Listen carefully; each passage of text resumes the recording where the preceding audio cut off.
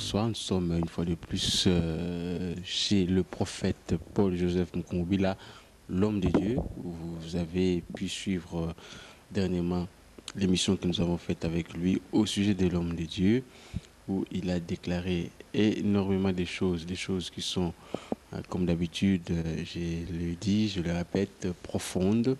Alors aujourd'hui, nous sommes venus le voir pour continuer sur cette lancée et par rapport, disons, en nous appuyant sur les différentes réactions que nous avons pu recueillir par-ci, par-là, mais aussi l'homme de Dieu va aussi parler d'un sujet qu'il avait laissé il y a quelque temps, qui devrait continuer, c'est Michael. Alors voilà, nous sommes là chez lui et puis je vous prie de suivre donc cet entretien avec le prophète de l'Éternel, Paul-Joseph Mukumbila. Bonsoir prophète. Bonsoir. Nous sommes très heureux de vous retrouver encore ici, très en forme. Prophète, nous avons parlé l'autre fois de l'homme de Dieu. L'homme de Dieu, parce que vous vous insurgiez contre certaines rêveries, hein, comme cela qu'on peut l'appeler, certaines rêveries qui pensaient qu'ils avaient la possibilité de pouvoir avoir la mission pour ces pays et pour conduire ce peuple. Vous êtes insurgé contre ça et puis vous avez révélé certains traits caractéristiques qui devaient caractériser la personne sur qui repose la mission de diriger ce peuple qui vit dans ces pays grands, qui est un pays des promesses.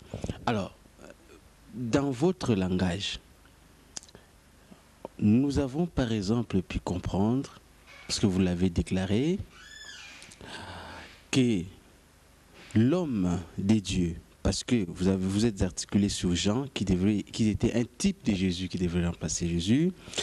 Alors, l'homme des dieux, quand vous prenez Jésus, était connu même chez les démons. Les démons les connaissaient, ils connaissaient son nom. Ça signifie qu'il avait une autorité, une certaine autorité sur eux. Alors, aujourd'hui, la notion qui passe partout en parlant de l'homme de Dieu, c'est les pasteurs. Les pasteurs, Jean typifie aussi les pasteurs, et ainsi de suite. Alors, vous êtes l'homme qui devrait venir, donc qui typifie Jean. Ma première question, nous allons vraiment aller, il y aura beaucoup de questions aujourd'hui. Ma première question, quelle est la caractéristique ou les caractéristiques principales de ces pasteurs, de cet homme-là que l'on doit connaître? On sait que bon, il était avec l'ange, l'ange n'a pas permis qu'il puisse s'agenouiller devant lui, mais aujourd'hui, puisque la notion de pasteur, c'est une notion presque passe-partout. Alors, le véritable pasteur, qu'est-ce que les gens doivent savoir? En fait, qu'est-ce que les gens doivent savoir sur la notion du pasteur aujourd'hui? Eh bien, merci. Permettez que je m'étende. Ça, c'est très délicat et qu'il faudrait de manière profonde et peut-être encore plus détaillée que je puisse, peut-être ce ne serait pas vraiment bien de dire en définitive, parce que l'Éternel Dieu est en train d'encadrer son peuple. Il lui ouvre l'entendement selon son bon vouloir. Et c'est la raison pour laquelle j'aimerais que je puisse essayer de transporter mes frères au niveau, à la hauteur de cette connaissance sur le pasteur. Sans plus tarder, j'aimerais y aller très rapidement parce que eu égard au temps.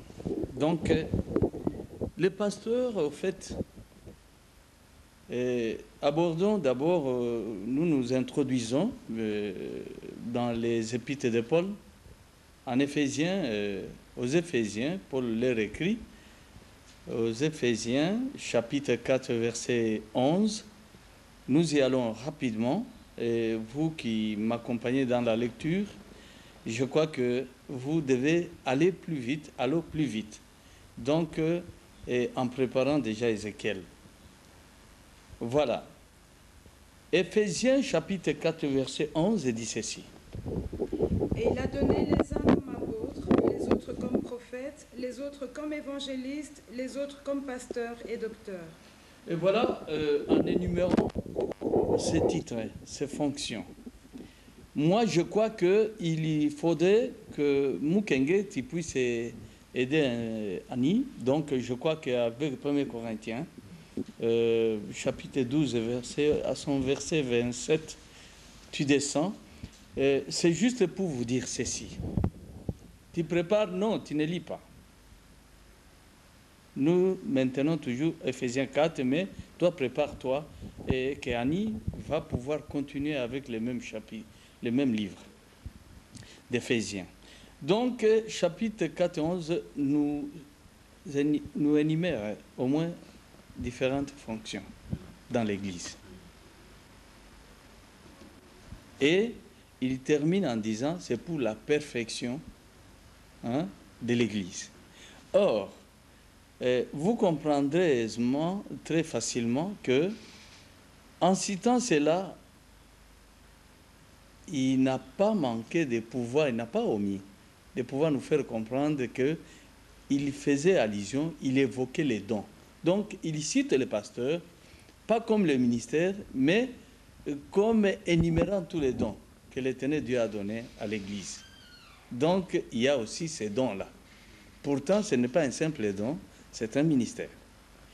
Et je crois que c'est là où se glisse l'erreur pour tout celui-là qui voudrait s'accaparer de cela, se revêtir de ces titres pour devenir pasteur. Et moi, je crois qu'il faut qu'on mette fin à ça. Si quelqu'un voudrait jouer avec Dieu, il va continuer à pouvoir le faire. Sinon, aujourd'hui, j'aimerais vous aider, vous éclairer, pour que vous ne puissiez plus jouer avec cette fonction. Ce n'est pas une fonction que n'importe qui pourrait pouvoir s'en accaparer comme ça. Non, c'est l'Éternel Dieu qui donne, et pas un homme. Même les hommes ne peuvent pas te revêtir de cette fonction-là. Je me fais comprendre. Alors, il y en a, est-ce qu'il peut y avoir combien de pasteurs? Parce que c'est écrit au pluriel. Pour faire comprendre d'abord rapidement, au verset 7 et 8, avant qu'on atteigne le verset 11, Paul avait déjà dit ceci. Il dit, « Mais à chacun de nous, la grâce a été donnée selon la mesure du don de Christ. C'est pourquoi il est dit... » Selon la mesure du don de Christ.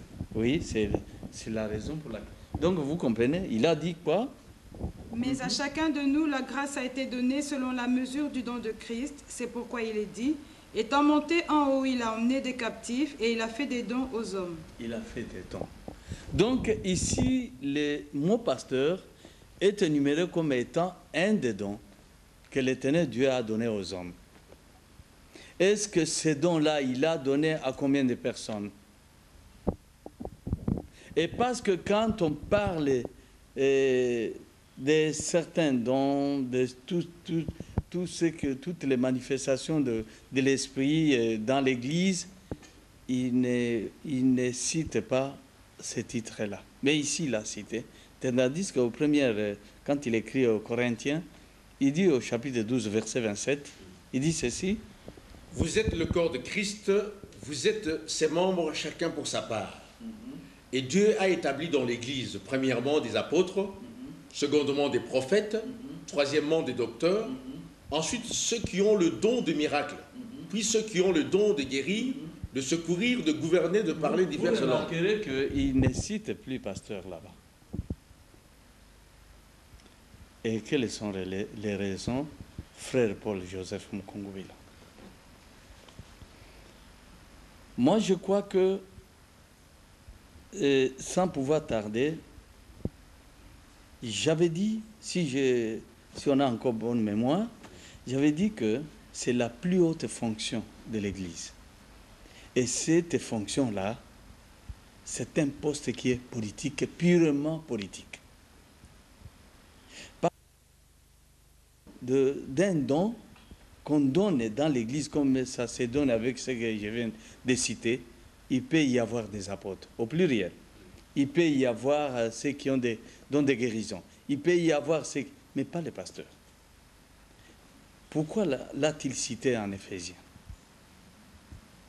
Et je crois que c'est mieux que nous puissions comprendre d'abord quand l'Éternel Dieu, j'avais dit, cette fonction, c'est la fonction qu'occupe lui-même le Créateur d'abord. Parce qu'il dit en Ézéchiel chapitre 34, verset 11, Ézéchiel 34, verset 11 à 12, virgule 23, il dit, « Car ainsi parle le Seigneur l'Éternel. Voici, j'aurai soin moi-même de mes brebis et j'en ferai la revue. Comme un pasteur inspecte son troupeau quand il est au milieu de ses brebis éparses, ainsi je ferai la revue de mes brebis et je les recueillerai de tous les lieux où elles ont été dispersées au jour des nuages. » Dans les dire, fort heureusement, l'Écriture appuie cela. J'en avais parlé, mais je n'avais pas donné le passage. Et tu viens de remarquer ensemble avec mes compatriotes qui nous suivent que l'Éternel Dieu, dans cette fonction, il en a les attributs. Ce n'est pas quelque chose qu'il pourrait donner facilement aux hommes, parce que c'est lui-même qui est le pasteur. Il dit, je vais inspecter moi-même, je vais moi-même faire comme le fait les pasteurs. Et c'est ce que j'avais dit, que cette fonction est occupée par lui-même, le Créateur d'abord. Et s'il doit déléguer ce pouvoir-là à quelqu'un, il faut savoir que le quelqu'un-là, il a quelque chose de divin. C'est-à-dire, il participe à la nature divine. Raison pour laquelle quelqu'un qui est appelé à être pasteur, ce n'est pas un homme ordinaire. Il y sort de l'ordinaire. Donc, il est extra. Je me fais comprendre. Ce n'est pas un individu normal. Ce n'est pas un homme comme j'avais appris dans les années 95. Donc, j'avais affrété un avion, je suis arrivé à Calémie, et quelques temps après, j'apprendrai qu'il y avait un pasteur qui venait d'être empoisonné. Et moi, j'ai dit, ça vaut la peine. Ça vaut la peine. C'est mieux qu'on soit empoisonné comme ça pour qu'on comprenne si réellement on est pasteur. Empoisonner le pasteur. D'abord, c'est mieux pour vous qui voudriez le faire d'éviter cela, parce que l'homme qui se dit être pasteur, il faut comprendre que c'est un être divin. Il n'est pas normal, il n'est pas ordinaire. Et si vous essayez de fomenter un coup comme ça et que vous parveniez à l'empoisonner et qu'il en meurt, automatiquement ça se révèle qu'il n'est pas pasteur. Parce que tu ne peux pas empoisonner le pasteur qui puisse mourir tel que, afin de pouvoir faire ici ton coup, quoi. Ça ne peut pas arriver. Est-ce que tu m'entends? Ce n'est ni un véhicule, ce n'est ni un avion, ce n'est ni un train, ce n'est qui pourrait tuer le pasteur. Non.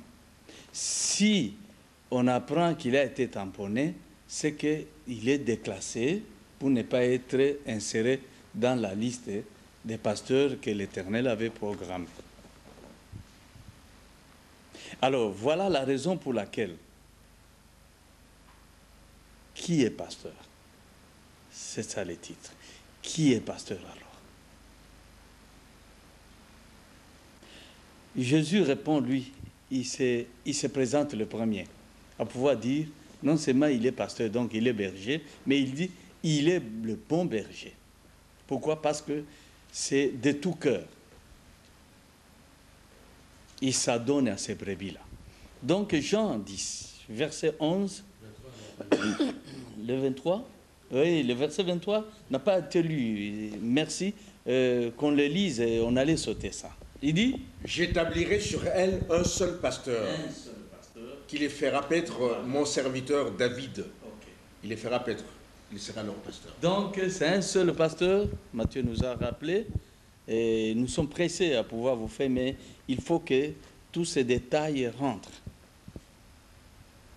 Il dit, je vais établir un seul pasteur. Ça commence déjà à se compliquer. Un seul. Et c'est David. C'est lui qui aura autorité à pouvoir paître. Mais un homme de Nazareth, du nom de Jésus, se présente et dit, lui est le bon berger. On peut lire Jean 10, rapidement, 11. Il dit, Je suis le bon berger donne sa vie pour ses brebis. ok. Non seulement il devrait dire seulement je suis le berger, mais il dit le bon berger. Et parce qu'il donne sa vie aux brebis. Il donne sa vie pour les brebis, il la donne. Mais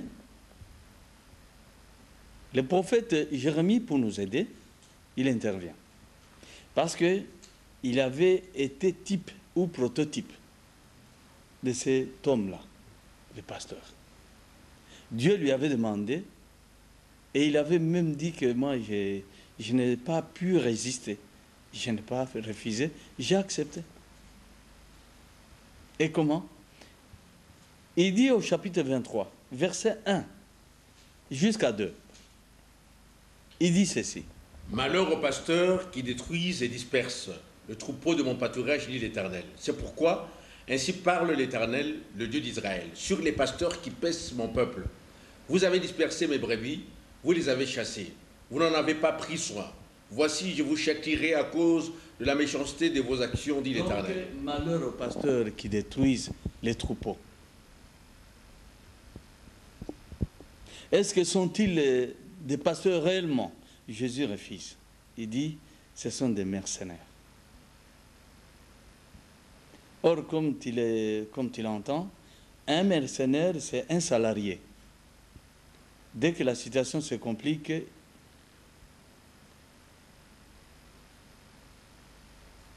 il s'éclipse. Et voilà, lui a parlé de ces pasteurs qui détruisent, des malheureux qui détruisent, mais Jésus va les traiter de mercenaires. Parce qu'il dira en Jean 10, versets 12 et 13, il dit ceci. Mais le mercenaire qui n'est pas le berger et à qui n'appartiennent pas les brebis, voit venir le loup, abandonne les brebis et prend la fuite. Et le loup les ravit et les disperse. Le mercenaire s'enfuit parce qu'il est mercenaire et qu'il ne se met point en peine des brebis. Je suis le bon berger. Vous comprenez? Puisque c'est un mercenaire. En tant que mercenaire, on peut le démettre. En tant que mercenaire, il peut démissionner. Ça, c'est une fonction, comme j'avais eu à te le dire la fois passée, qu'on ne peut pas démissionner. Tu démissionnes, alors ça revient à dire que tu quittes la terre des vivants. Et non plus personne ne peut te démettre, si réellement Dieu a fait de toi pasteur.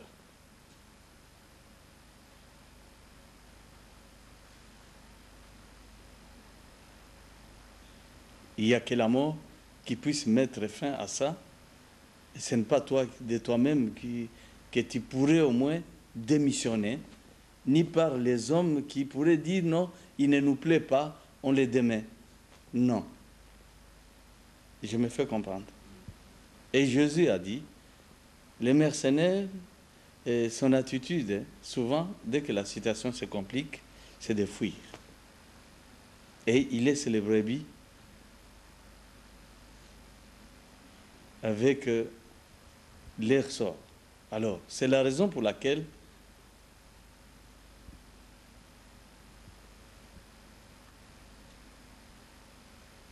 Jérémie va intervenir en disant, les pasteurs dont on parle, les véritables, ce ne sont pas des pasteurs là qui se mettent à disperser les brebis, qui détruisent les brebis, Non.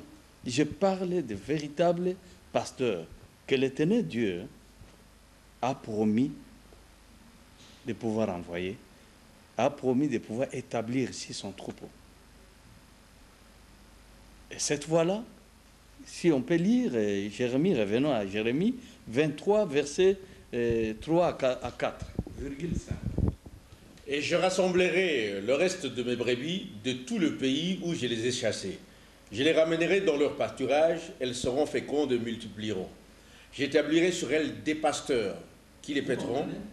Ici, au lieu que ça soit au singulier, parce que il est question que l'Éternel établisse seulement un seul. C'est David. Mais ici, il nous donne les mots au pluriel. Ça voudrait dire quoi? Est-ce que tu peux ajouter un tout petit peu, Mukenge? J'établirai sur elles des pasteurs qui les paîtront. Elles n'auront plus de crainte, plus de terreur. Il n'en manquera aucune, dit l'Éternel. Voici les jours viennent, dit l'Éternel. Maintenant, il touche le futur. Dans les jours à venir, il dit, Voici les jours viennent, dit l'Éternel, où je susciterai à David un germe juste. Quand je vais établir ces pasteurs, c'est juste, ce sont des prototypes. Parce que je m'en vais faire quelque chose, c'est de pouvoir susciter un germe. C'est-à-dire un rejeton. Il y aura un rejeton que je vais susciter de la racine de qui? Il dit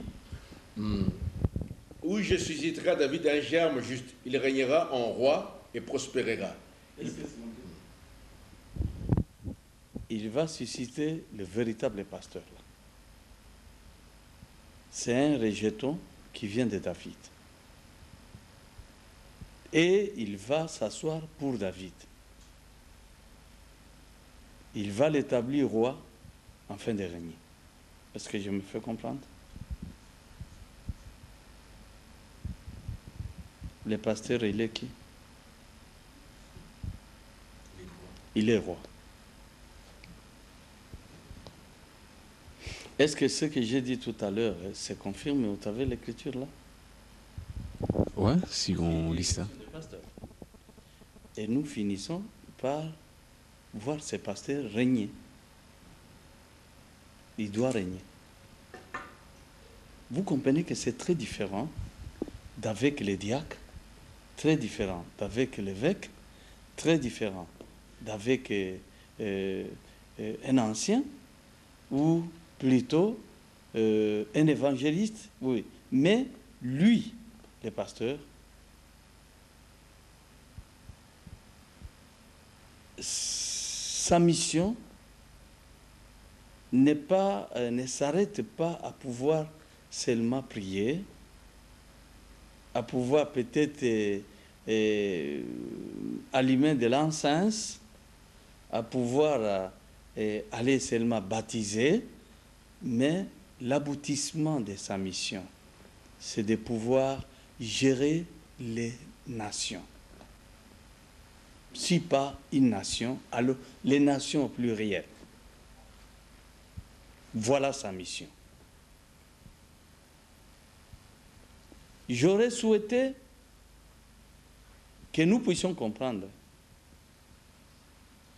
Ici, tu comprends?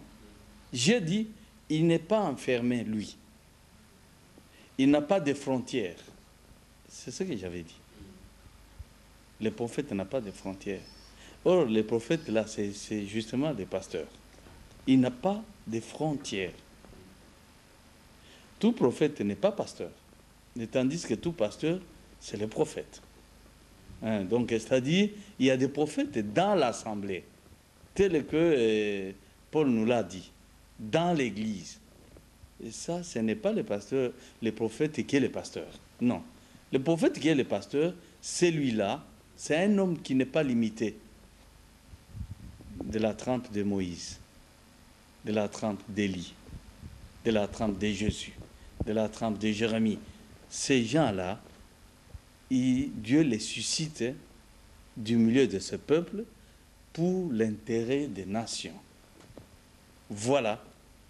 Et je crois que je me suis fait comprendre. Et prenons le cas de Jésus, puisque je l'ai cité. J'ai donné un exemple. J'ai oublié seulement pour Joseph Mukongweli. J'ai cité Jésus. Jésus, voyons, Jésus qui arrive, il naît. Et dès sa naissance, l'agitation. Matthieu chapitre 2, verset 1, et descendons, il dit, Matthieu 2, 1, il dit, Jésus étant né à Bethléem en Judée au temps du roi Hérode, voici des mages d'Orient arrivèrent à Jérusalem et dirent, où est le roi des Juifs qui vient de naître, car nous avons vu son étoile en Orient et nous sommes venus pour l'adorer. Vous comprenez? L'enfant qui vient de naître, il est roi. Il naît déjà politique. Et ça bouleverse Hérode, qui va commencer à user de certaines ruses pour pouvoir l'éliminer. Il demande aux mages, allez, dès que vous le voyez, vous retournez ici pour que j'aille moi aussi l'adorer. Et l'intention, c'était de pouvoir éliminer l'enfant. Et la politique est de manière évidente, là, ça ébranle un peu. Et il y a massacre des enfants. Vous comprenez le pasteur? C'est là qui a dit, je suis le bon berger, parce que je donne ma vie. Mais cet homme-là est politique. C'est ça le pasteur. Et les troubles et la confusion, c'est d'entendre certaines personnes qui s'étaient attribuées, je ne sais pas, je ne peux pas appeler de manière malhonnête, mais par mes connaissances. On les a revêtus de ces fonctions-là. Et d'ailleurs, dès qu'ils m'entendront, autant de missionner directement de ces titres. Parce qu'ils ne sont pas véritablement ça. Et s'ils continuent, c'est les blasphèmes. Là, vous parlez à tout le monde, hein, prophète, à tous ces gens, toutes ces églises qui ont des pasteurs. Je parle, vous savez que le frère là, qui s'est attribué ça, il est parmi tant d'autres. Il n'est pas le seul à pouvoir se revêtir de ça. Et un bon conseil que je donne, quand je parle, alors j'aide de tout le monde. Et c'est la raison pour laquelle Jésus, qui est né, il est né roi. Et cela a bouleversé celui qui était sur le trône. Et je m'en vais donner un exemple. Il n'était pas le seul parce que j'ai cité Jérémie. Jérémie qui nous facilite à pouvoir comprendre cette chose, à pouvoir comprendre cette fonction. Il va dire ceci en Jérémie, chapitre 17, verset 16. Il dit, oui, Jérémie 17, verset 16. Et moi, pour t'obéir, je n'ai pas refusé d'être pasteur. Je n'ai pas non plus désiré le jour du malheur, tu le sais. Donc, et moi, pour t'obéir, toi, Éternel, je n'ai pas refusé d'être le pasteur. Il a été le pasteur comment? Dès sa naissance. Il commençait à hésiter parce que, à cause de sa jeunesse, à cause de son âge, à cause de la difficulté de langage, il avait voulu un peu vouloir se dérober de ça, de ces responsabilités-là. Mais l'Éternel Dieu va l'encourager. Et peut-être c'est beaucoup mieux de pouvoir lire, parce que pour qu'on comprenne. Mais Jérémie 1, verset 4, Jérémie dit qu'il n'avait pas refusé, il a obéi. Comment avait-il obéi? Et il n'avait pas refusé d'être pasteur. Mais les autres peut-être pourraient se demander comment il n'avait pas refusé. C'est quand l'Éternel lui avait dit, dis saint de ta maman, je t'avais déjà établi prophète. Il dit, La parole de l'Éternel me fut adressée. 1, 4 à 5,6 à 8. Il dit, La parole de l'Éternel me fut adressée en ces mots. Avant que je t'eusse formé dans le ventre de ta mère, je te connaissais. Et avant que tu fusses sorti de son sein, je t'avais consacré, je t'avais établi prophète des nations. C'est du sein maternel. Il n'a pas été établi par un homme. Ça ne se fait pas. Dans l'Église, on établit des diacres, on établit des évêques, on établit des anciens que nous appelons, on établit... On peut ordonner même des évangélistes et les prier pour eux. On leur impose des mains, mais pas les pasteurs. Est-ce que tu me comprends? On ne reçoit pas cette fonction par imposition des mains. Non, ça vient d'en haut. Vous voyez la différence avec d'autres ministères, différence avec d'autres dons que l'Éternel a donnés aux gens. Il y a une grande différence. Parce que le pasteur, c'est lui-même, l'Éternel. Et quand il donne à quelqu'un ça, c'est qu'il le fait participant de cette nature. C'est trop grave d'être pasteur. Et la raison pour laquelle, au verset 6 jusqu'à 8, il dit: J'ai répondu à Seigneur éternel, voici, je ne sais point parler car je suis un enfant. Et l'Éternel me dit, ne dis pas je suis un enfant, car tu iras vers tous ceux auprès de qui je t'enverrai, et tu diras tout ce que je t'ordonnerai. Ne les crains point, car je suis l'Éternel avec toi pour te délivrer, dit l'Éternel. Tu peux ajouter 9 à 10. Il dit, Puis l'Éternel étendit sa main et toucha ma bouche, et l'Éternel me dit, voici, je mets mes paroles dans ta bouche. Regarde, je t'établis aujourd'hui sur les nations et sur le royaume, pour que tu arraches et que tu abattes. Là, donc il met les paroles dans sa bouche. Et c'est vraiment, je ne sais même pas quel terme utiliser ici, très ridicule de trouver quelqu'un qui se dise être pasteur et qui ne comprend rien de la parole de Dieu. Rien. Il parvient même à dire, lui, sa tête est lourde et il ne parvient pas à capter bien les versets, hein, et il ne garde pas. Il a la difficulté. Lui, le pasteur, a la difficulté. Donc, tu comprends que c'est ça ce que j'ai dit, c'est le blasphème. Les pasteurs, c'est Dieu qui parle, les pasteurs. Il n'a aucune difficulté en ce qui concerne la parole de Dieu. Parce que Dieu rentre dans cet homme pleinement. Je me fais comprendre. Pleinement. Tu ne peux pas avoir des difficultés. Hein? Jean 3, 34, il dit, tu ne peux pas avoir des difficultés. Non. Et c'est comme ça. Jean 3, 34, il dit. Oui, rapidement. Oui, car celui que Dieu a envoyé dit les paroles de Dieu, parce que Dieu ne lui donne pas l'esprit avec mesure. Est-ce que tu comprends? Donc, Dieu ne lui donne pas l'esprit avec mesure. C'est sans mesure.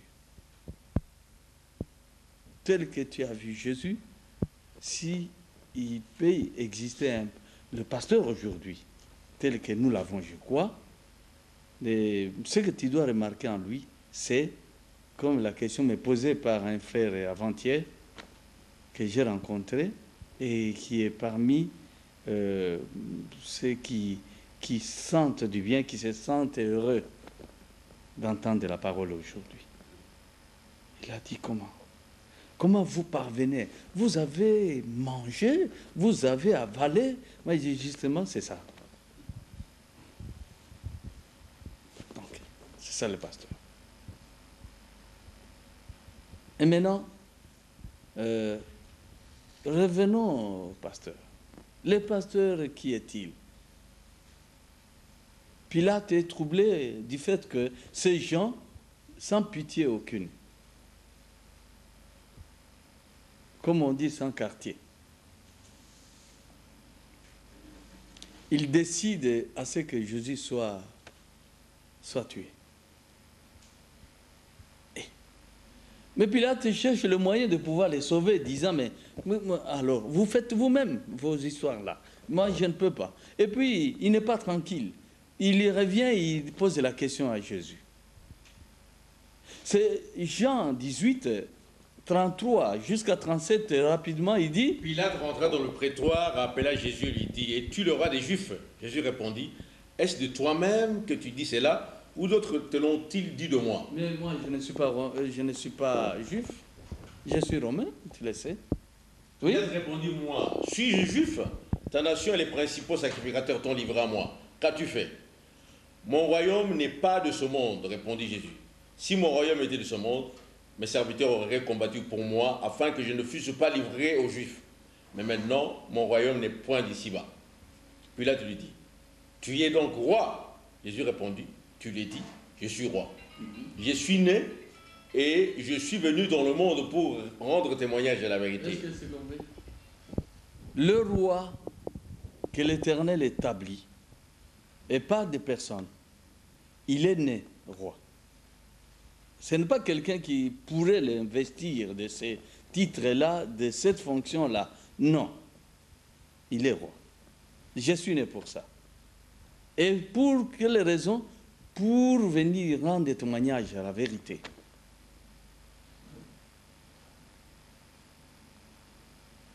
Et moi je crois, ce jour-là, si j'ai bonne mémoire, il y aura les apôtres qui vont commencer à rendre des témoignages. Parce que Jésus a été tué. Et parce que Dieu l'a ressuscité. La résurrection avait donné beaucoup d'espoir.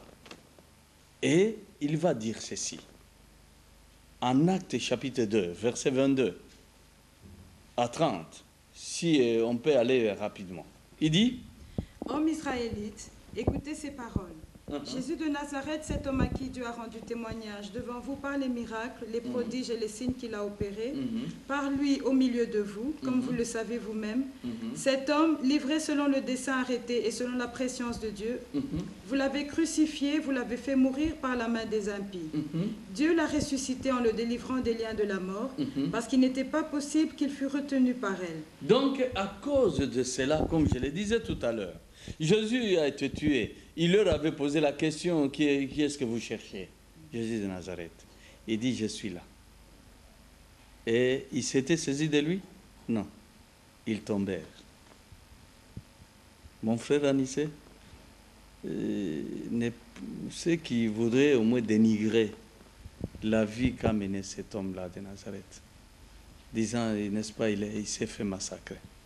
Mais ils étaient tombés. Il a rappelé encore, qui est-ce que vous cherchez? C'est Jésus disant, mais je suis là. Alors, laissez les autres, ne les dérangez pas.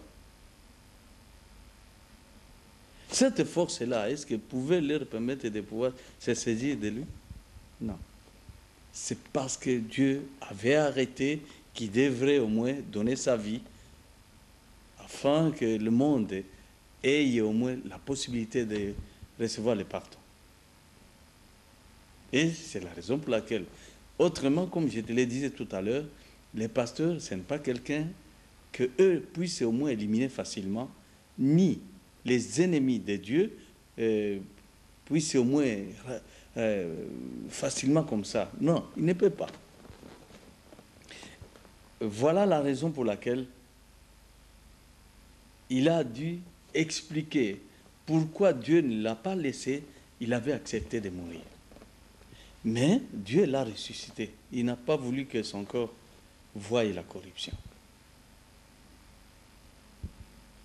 Donc, comprends par là qu'il ne pouvait même pas mourir. Mais il a voulu qu'il passe par toutes ces souffrances-là, afin que les Écritures aient leur accomplissement. Il fallait ça. Mais dès qu'il était ressuscité, ça avait redonné de l'espoir aux Juifs, disant, ça y est. Alors, comme il est debout, nous, on croyait que c'était fini. On était abattus, mais maintenant, ça va. C'est la raison pour laquelle ils vont venir avec des questions. Alors, comme tu viens, tu es là maintenant. Comme tu es là. Voilà des questions. Mais je ne veux pas anticiper. Continue, là où tu t'es arrêté. Car David dit de lui, Je voyais constamment le Seigneur devant moi, parce qu'il est à ma droite, afin que je ne sois point ébranlé. Aussi mon cœur est dans la joie et ma langue dans l'allégresse, et même ma chair reposera avec espérance, Oui. car tu n'abandonneras pas mon âme dans le séjour des morts, et tu ne permettras pas que ton sein voie la corruption.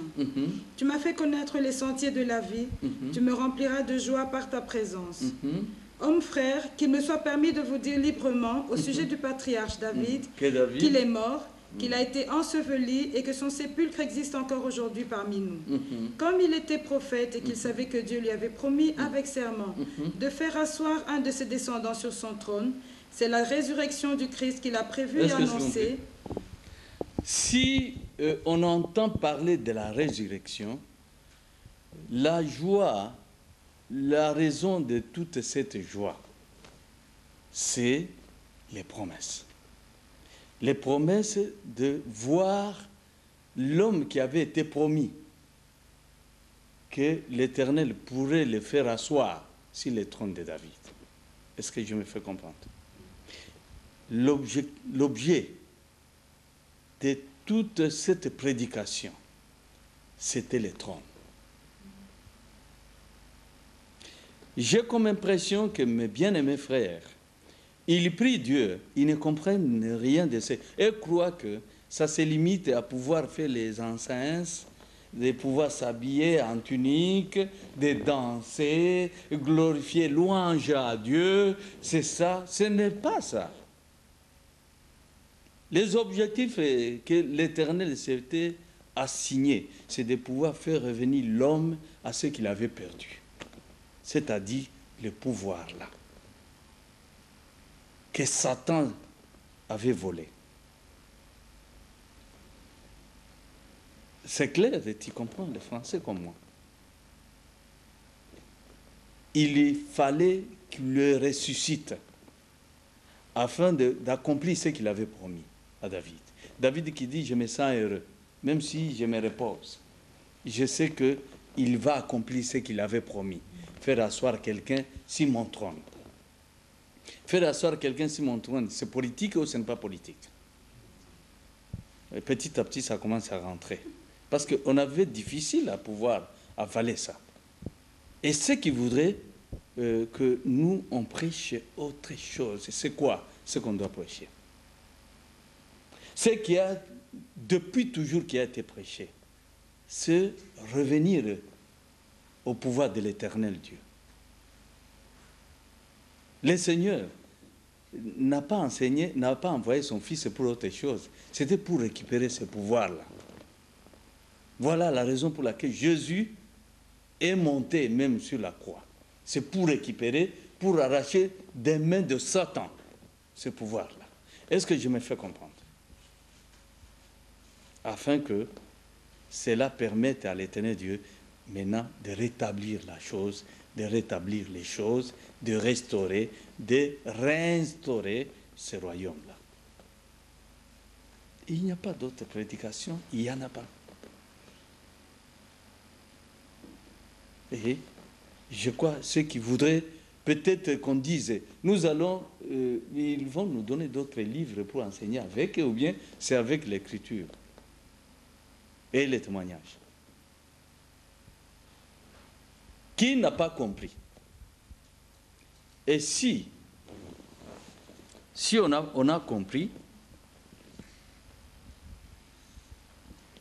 s'il vous plaît, si on a compris, moi je crois qu'il faut aller à la hâte pour comprendre que même nos frères, dont Cléopas, hein, que les autres appellent Cléophas, sur le chemin de Maus, il rencontre le Seigneur Jésus sans le reconnaître. C'est lui qui constitue même l'objet de leur causerie, de leur conversation. C'est dans toute la ville qu'on en parlait. Donc, si on peut lire rapidement Luc 24, verset 13, d'abord jusqu'à 21. Il dit, Et voici ce même jour, 2 disciples allaient à un village nommé Emmaüs, éloigné de Jérusalem de 60 stades. Et ils s'entretenaient de tout ce qui s'était passé. Pendant qu'ils parlaient et discutaient, Jésus s'approcha et fit route avec eux. Mais leurs yeux étaient empêchés de le reconnaître. Il leur dit: de quoi vous entretenez-vous en marchant pour que vous soyez tout tristes? Jusqu'à 21 d'abord, oui. L'un d'eux, nommé Cléopas, lui répondit: es-tu le seul qui, séjournant à Jérusalem, ne sache pas ce qui est arrivé ces jours-ci? Quoi, leur dit-il?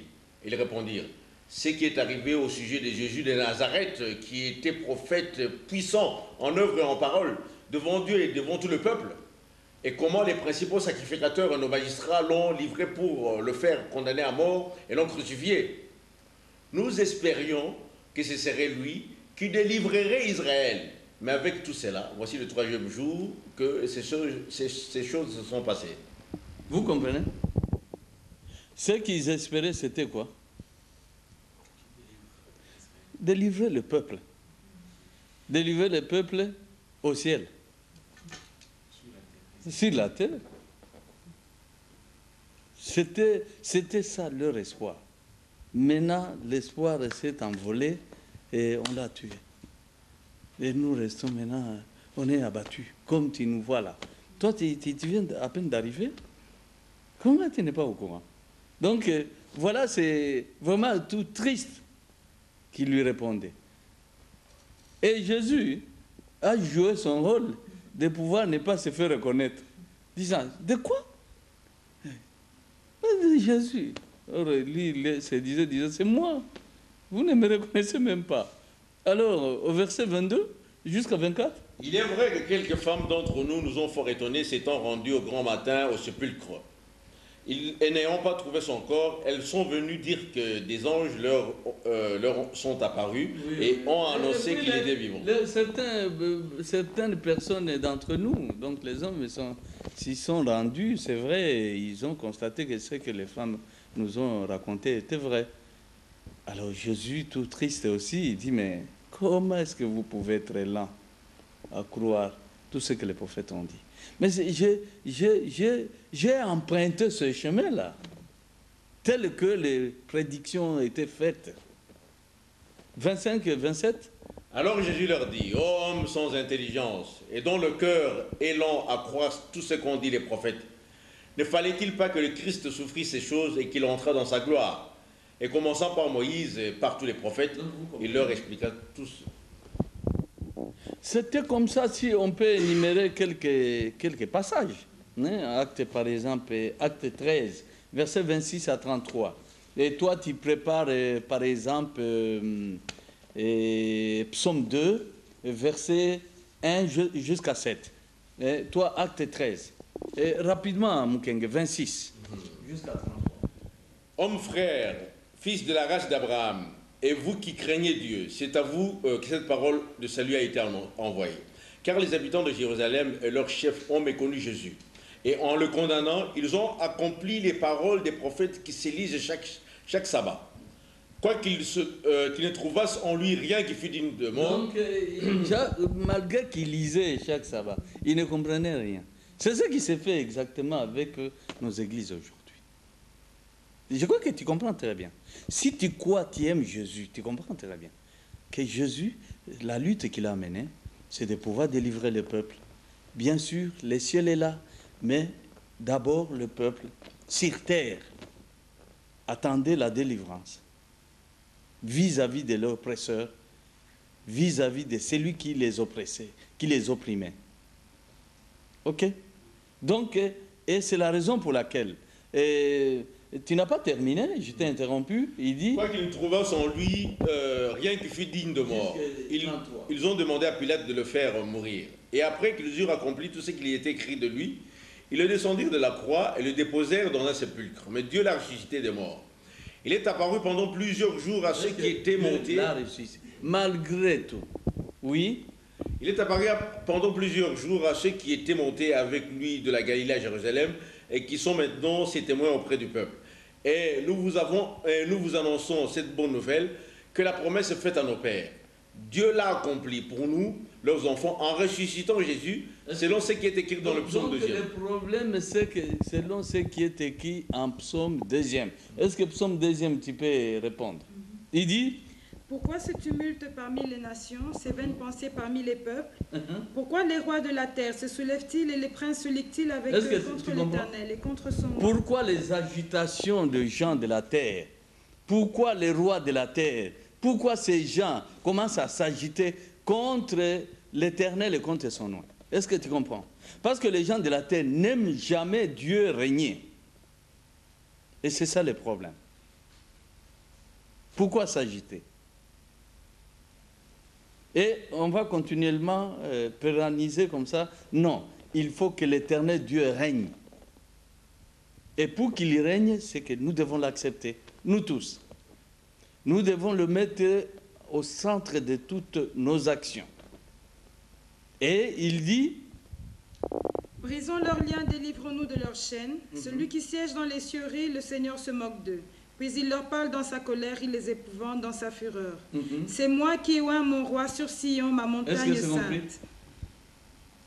Vous vous agitez et l'Éternel Dieu, le Créateur qui vous a établi, qui établit tout le monde, et il dit, mais moi, je viens de oindre mon roi. Comment est-ce que vous allez commencer à monter, à vous liguer contre? Et le roi là, que je viens de oindre, il est dit de lui que je viens de l'engendrer comme fils. Il dit, je publierai le décret. L'Éternel m'a dit, tu es mon fils, je t'ai engendré aujourd'hui. Est-ce que c'est compris? C'est ces fils-là qui vont refuser. Que lui, il ne va pas régner. Alors, cela étant, vous comprenez que en Ésaïe, chapitre 55, versets 3 à 4, la promesse que nous enseignons, que nous prêchons, c'est une promesse qui doit s'accomplir si les alliances éternelles. Ce n'est même pas quelque chose que quelqu'un pourrait refuser comme ça parce qu'il n'en veut pas. Non. Ça doit nécessairement s'accomplir, puisque c'est l'Éternel Dieu qui a promis ça. Il dit, oui. Prêtez l'oreille et venez à moi, écoutez, votre âme vivra. Je traiterai avec vous une alliance éternelle, pour rendre durable mes faveurs envers David. Voici, je l'ai établi comme témoin auprès des peuples, comme chef et dominateur des peuples. Est-ce que c'est bon? Et comprenez les pasteurs là qu'on appelle David. D'où sort un pasteur qu'on appelle Jésus. Est-ce que tu me comprends? Dès que Dieu fait cet homme-là, il montre, il établit, il le confirme du milieu du peuple disant, je l'établis et pasteur. Automatiquement, il faut comprendre qu'il est roi, c'est-à-dire il est roi. C'est un chef. Ce n'est pas un simple évêque, ce n'est pas un diacre. Il est roi. C'est un chef du peuple. Raison pour laquelle, même quand tu sais que David, quand on est allé à sa recherche, il était en brousse. Il paissait là-bas les troupeaux de son père. Mais ça, ce n'était qu'une préfiguration. Mais la réalité, c'était que lui devrait s'occuper du troupeau de l'Éternel Dieu, c'est-à-dire les hommes. Est-ce que c'est compris? Ce n'était pas du bétail. Et un pasteur, le véritable qui vient réellement de la part de Dieu, il doit paître les troupeaux, c'est-à-dire le peuple. Il est véritablement celui qu'on appelle pâtre. Le véritable nourricier, qui doit gérer les hommes afin de pouvoir les nourrir. Voilà. Et c'est la raison pour laquelle, je crois que je me suis fait comprendre.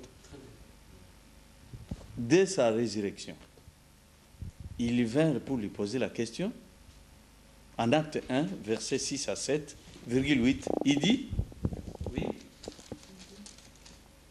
Alors les apôtres réunis lui demandèrent, Seigneur, est-ce en ce temps que tu rétabliras le royaume d'Israël?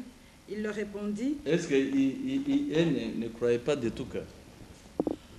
Vous allez les accuser de vouloir au moins les choses, sans vouloir seulement les choses d'ici-bas.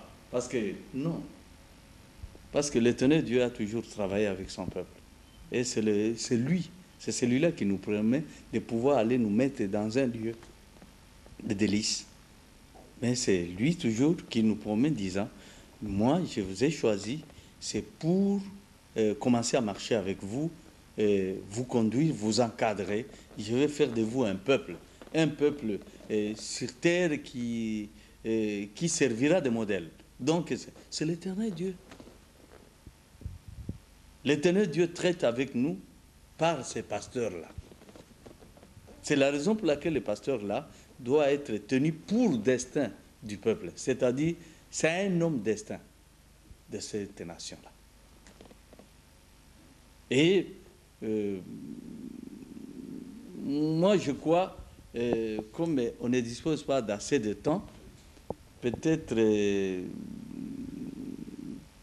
quelques versets, lisons par exemple Michée, pour terminer par là, Michée 5, verset 1. Je crois ici, c'est à titre de rappel, vous avez toujours entendu parler de Jésus. S'il était venu, il n'était pas venu pour autre chose si ce n'est que pour gouverner, pour dominer. Il dit, Michée 5, 1, et puis toi tu prépares Ésaïe 9, 5. Et toi, Bethléem Ephrata, petite entre les milliers de Juda, de toi sortira pour moi celui qui dominera sur Israël, et dont l'origine remonte aux temps anciens, au jour de l'éternité. Voilà l'homme qui doit dominer. Et la question n'était pas une question bête. Quand on lui avait posé la question, c'est en ce moment que tu vas rétablir. Et je n'ai même pas laissé le temps de pouvoir répondre parce que pour gagner du temps. Et nous avions lu même Ésaïe 9, 5. Il dit, et toi, Ézéchiel, tu termines avec Ézéchiel 37 et 34, versets 23 et 24. Ézéchiel 34. Et tu nous lis, Ésaïe. Oui. Car un enfant nous est né, un fils nous est donné, et la domination reposera sur son épaule. On l'appellera admirable, conseiller, Dieu puissant, Père éternel, prince de la paix. Oui. Ézéchiel. Et j'établirai sur elle un seul pasteur, qui les fera paître mon serviteur David, il les fera paître, il sera leur pasteur. Moi, l'Éternel, je serai leur Dieu, et mon serviteur David sera prince au milieu d'elle. Moi, l'Éternel, les pasteurs, c'est le prince, les pasteurs, c'est le roi. Je crois avoir d'abord terminé pour cette tranche. Peut-être demain, on continue. Voilà, mesdames, mesdemoiselles et messieurs, c'est par ici justement nous terminons. Il y a un seul pasteur. Voilà, c'est tout ce que nous retenons. Il y a un seul pasteur et ce pasteur a des caractéristiques. Le pasteur, il a des caractères divins. Le pasteur, c'est le roi. Je voulais poser une question au prophète. Il m'a précédé pour y répondre parce qu'on l'appelle aussi prophète. Alors quel est le lien entre le prophète et le pasteur? Il a dit que tout prophète et tout pasteur est un prophète, mais tout prophète n'est pas pasteur. Voilà, donc on comprend très bien ce qu'il a déclaré et on se retrouve très bientôt pour la suite de cette émission. Au revoir.